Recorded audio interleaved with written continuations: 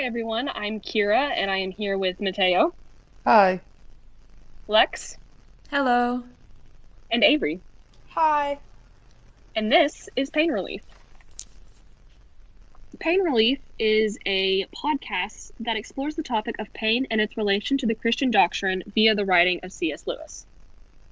Okay, so in the Problems of Pain in chapter 1, C.S. Lewis introduces this thing called the numinous, which is this sort of like, it's this sense of dread mixed with wonder. And on page 5, he says something about that. Avery, could you read that off for me?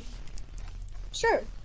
But if you were told there's a ghost in the next room and believed it, you would feel indeed what is often called fear, but of a different kind. It would not be based on the knowledge of danger, for no one is primarily afraid of what a ghost may do to him, but of the mere fact that it is a ghost. It is uncanny rather than dangerous. So the context surrounding this is that before he mentioned a ghost, he mentioned like a tiger being in the next room, and he said that like that would create a direct sense of fear to humans because we view that as like a literal predator, like that is something that could directly harm us.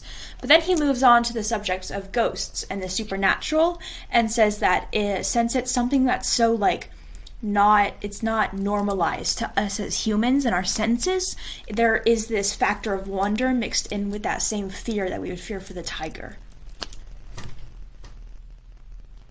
Yeah. I completely agree with like what Lex is saying. Like C.S. Lewis was saying, because like, if you were told that there's a tiger in the next room, you would probably be, a little scared for your life. But with like a ghost, it's that feeling of like dread, or like, some people love the supernatural and they're just like, wow, a ghost in the next room over. That's cool. Yeah. Oh. So like I think also the way he mentions like the supernatural directly, it definitely ties in with like biblical aspects where like the angels and God himself and like the angel of death mentioned all the way back in, where was that, Exodus. It's very supernatural. It's not normal to us or to our natural world. And although like people are terrified of angels and stuff, it's like there's still this sense of fear. Actually, we have a Bible quote about that. Mateo, could you read that off? Yeah. Luke 2:8-16. And there were shepherds living out in the fields nearby, keeping watch over their flocks at night. An angel of the Lord appeared to them, and the glory of the Lord shone around them, and they were terrified. But the angel said to them, "Do not be afraid. I bring you good news that will cause great joy for all the people. Today in the town of David, a Savior has been born to you. He is the Messiah, the Lord. This will be a sign to you. You will find a baby wrapped in clothes and lying in a manger." Suddenly a great company of the heavenly host appeared with the angel, praising God and saying, "Glory to God in the highest heaven, and on earth peace to those whom his favor rests." When the angels had left them and gone into heaven, the shepherds said to one another, "Let's go to Bethlehem and see this thing that has happened, which the Lord has told us about." So they hurried off and found Mary and Joseph and the baby, who was lying in a manger. So yeah, that I feel like that just like shows like yeah, they were terrified of these angels because they were like, they're not natural to us. But then this sense of wonder kicked in, and they were like, or the newness, and there's something like, maybe it isn't so scary. And we definitely feel that, I think, a lot with God. Oh yeah. I mean, it's kind of terrifying to think about, like, having a higher power over you, but I mean, at the same time, it is like, just so cool to think about. It's really weird. Definitely, yeah. So we're going to go ahead and jump over to chapter 6, which talks about human pain.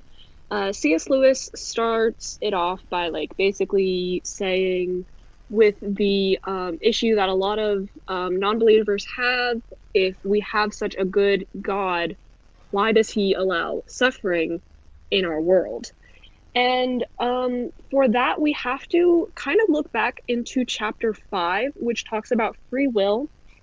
And God gave us free will as humans, but we decided to rebel against him with this free will that he gave us. And so, in a sense, we almost make our own pain in a way. And yeah, so another, issue that a lot of people have with like the Christian worldview is that like God just allows all of this pain.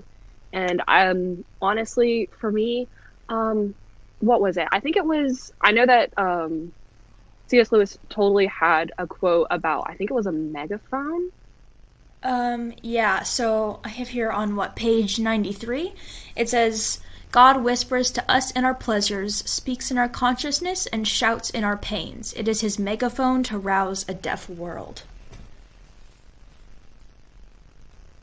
So, yeah, as Grace said, it's a lot harder to listen to God while like everything is going right in your life. It's so much easier to forget about him when everything is just going perfectly, while it's so much easier to depend on him when everything is going wrong and you've hit rock bottom. It's just that much easier. So he uses that pain in a way to bring like his children back to us. Yeah, I definitely agree with that. I just think when just in general, when everything's going so right, it's hard to like look for anyone really. Like when you don't need help and you're not like searching for like that out or like that sign that something is going to happen, like you feel like you don't need to rely on your friends a lot, and you definitely don't need to rely on God as much as you really do. It's just easy to fall into like the pit of like, oh, I don't need God, like I'm doing fine on my own. But when he brings us into this, like, the world of pain, and it's, like, suddenly, oh, everything's not going right, then you definitely, like, feel like you need him a lot more. Yeah, I think God can use the suffering of our lives to just get our attention, to bring us back to him. Yeah. Oh, another thing, back to the idea of free will. So, an argument I see, like, a lot is that people will think that God is the reason for our suffering, but I think that he really isn't, and we kind of bring it on ourselves.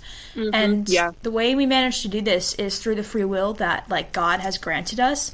So we've twisted something as, like, amazing as free will, and we managed to make it something as bad as sin and pain and suffering, and then we're like, God, this is your fault, even though it's definitely not. So and like another argument that I see like is like, if it's all up to us and like it's all up to us to come up to God and not like him to seek us out, why are there miracles? Like, why is he doing all of these miracles? And we have a Bible verse for that. Avery, could you read it? Yeah, this is John 4:48. Unless you people see signs and wonders, Jesus told him, you will never believe. Yeah. So I think that like John 4:48 is basically saying like, yes, God did do miracles, but it was in order to solidify the faith that everybody had in him. Yeah, just to kind of like reel in that like, oh my God, God is amazing kind of thing. Yeah. I don't think that's right. Okay, so now that we're sort of done with the discussion questions, what did y'all think about the book itself? Yeah, I learned absolutely nothing. Like, I just felt like I was reading a Dr. Seuss book, like one fish, two fish, red fish, three fish. Like, what the freak are you talking about? The fox in the box. Yeah, exactly. I got absolutely nothing from it because the wording is a little confusing. Yeah. Yeah, exactly. Well, while Mateo got absolutely nothing, and I completely agree that while like this entire book could have been summarized in like a page, I definitely did get something out of the book, unlike Mateo. But I personally feel like the book itself doesn't come up with an answer for pain, but rather the reason for pain, which I think like a lot of people expected the book to do, give like an answer for pain, but instead it gave reasons as to why we go through pain, which I found like really cool, because like a lot of people expect like Christianity to have like all of the answers, and yes it does, but like Christianity starts with like why we have pain in our life, and then goes on to the answer to pain, which I just found like really cool and insightful.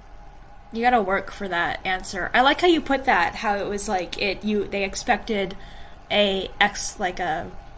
how did you put it? Dang it. The thought just left. Like people expect an answer from Christianity, but Christianity basically gives the reason as to why. Yeah, it doesn't give an answer like how to solve the pain, but like just like why the pain is there in the first place. I like how you put that. Yeah. I liked it pretty well overall. It was, again, agreeing with what both of y'all said, it was a little confusing, like the way it was worded. It definitely took me a few like reads to really grasp what he was trying to say. Yeah. But I think it slightly helped me understand things, and like when you're a Christian, it kind of helped me understand that being a Christian doesn't make your pain go away. Like it doesn't eliminate it. Yeah. But it kind of helped me like realize I can turn that pain and like use it for my spiritual growth, and give me a better basis to understand it, even though I'll never like fully understand it, I don't think. But yeah, that's kind of how I felt about it. Yeah. I love the prospect of like turning that pain into something that you can use to further your like spiritual growth and stuff. Yeah. It's a really helpful thing that the book kind of touches on. But I mean, personally, for me, I feel like C.S. Lewis definitely yapped for a lot of the pages. Like, I was reading it and I was like, this does not need to be 148 pages. Like, it could have been like a 5-page essay at most, and that's stretching it. Like, I feel like he was just reiterating the same points over and over and over again. Yeah, and there's totally something to be said about that, like driving the point, but I feel like he drove it into the ground. Bro was beating the dead horse over and over and over again. It was just not necessary. It was long dead, I promise. Yeah, horse has been dead for 5 years. Like, it's not necessary anymore. But, I mean, I do think that some of the things he said were, like, very interesting and could have definitely, if fully explored, can definitely, like, provide a lot of insight. But I feel like as just, like, a surface-level read, it's just, like, where am I supposed to go with this? Like, all these words are nice and all, but what do I do with it? Like, it's just, they're just kind of there. And they, like what Avery said, you have to read it. Like, the way he words things is impossible to comprehend on a first read, because it's just there's so much wording and like confusing vocabulary, and it's just very like, what? Like, I'm rereading the same sentence 5 times because it's so just random and out there, and it just he really was Dr. Seuss. He said the fox in the box and I don't remember the rest of the rhyme, but yeah. It's just I totally agree. Like, you almost have to be in like the right mindset to read it. Like, it almost has to be like you're thinking about it the correct way, because if you don't, you're not gonna get it. Yeah. And I mean, oh, sorry, you want to go? Nah, go ahead. That's fine. One other thing that I found like really cool was C.S. Lewis was writing The Problem of Pain during like World War II. And it's so crazy to me that even now in 2024, we can still relate these like messages and all of these ideas that he has, even in today's culture. Like, even now more than ever, which is like absolutely crazy to me.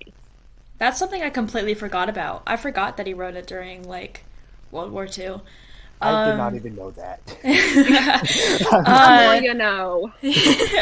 But yeah, like that's like that. I feel like, was it World War II or 1? It was 2, right? It was 2. I think it was World War II that he was writing. Yeah, so that's like one of the worst like we had chemical warfare and like tanks and like it was just like one of the most everybody was brutal looking wars. for a reason. Yeah, like everybody was looking for like something to bring them joy at that moment. Yeah, so everybody was going through like the problem of pain, literally.